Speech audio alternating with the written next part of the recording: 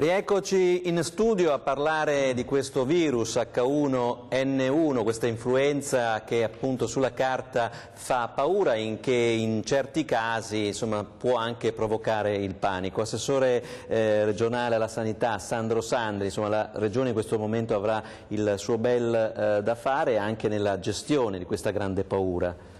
Sì, in effetti abbiamo immediatamente attivato una unità di crisi ancora all'inizio di questa emergenza a livello planetario.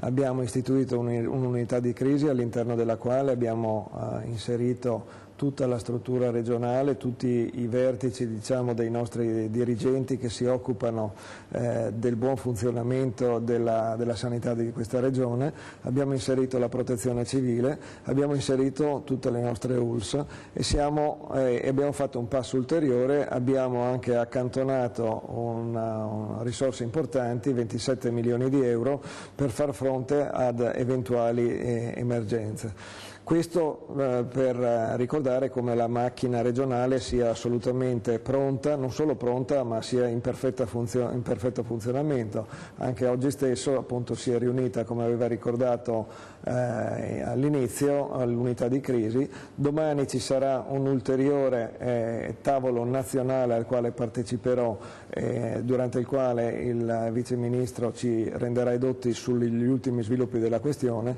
e a seguire immediatamente organizzeremo una nuova riunione dell'unità di crisi per quanto riguarda il Veneto.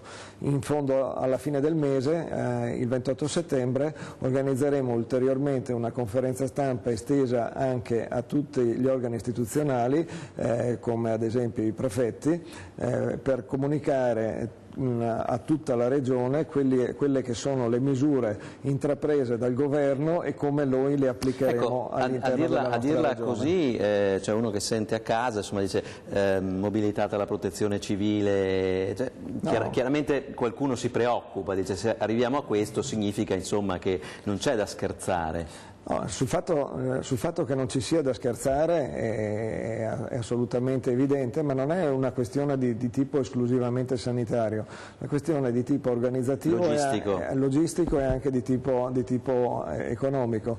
Ci si attende, questi sono i numeri che sono stati dati, che vi siano numerose centinaia di migliaia di persone che si ammalano e nonostante il fatto che appunto come ricordava il professore un attimo fa, la mortalità sia assolutamente limitata e l'influenza in quanto tale sicuramente non colpirà in maniera più pesante di una qualsiasi influenza stagionale, la diffusione del virus è elevata e questo comporterà che molte persone resteranno a letto, per quanto resteranno a letto con le classiche 2-3 linee di febbre e facilmente curabili, peraltro ci sarà la possibilità che alcune classi scolastiche abbiano numerosi studenti a letto, potrà accadere che in alcuni luoghi di lavoro ci siano persone che restano a casa. E quindi l'attività si blocca. Di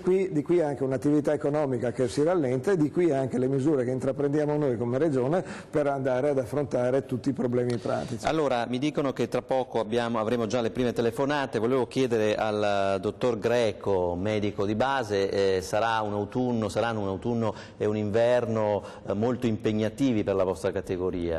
Diciamo che è molto impegnativo per questa ondata di paura che è stata immessa. I dati al momento che ci sono, diciamo che l'influenza c'è stata nell'emisfero sud del mondo, dove c'è l'inverno, per cui si vede che, come si pensava, l'andamento è estremamente più tranquillo di quello che si ipotizzava. C'è una mortalità bassissima, molto di meno rispetto all'influenza normale, il comportamento da avere è identico a quello che c'è nell'influenza normale.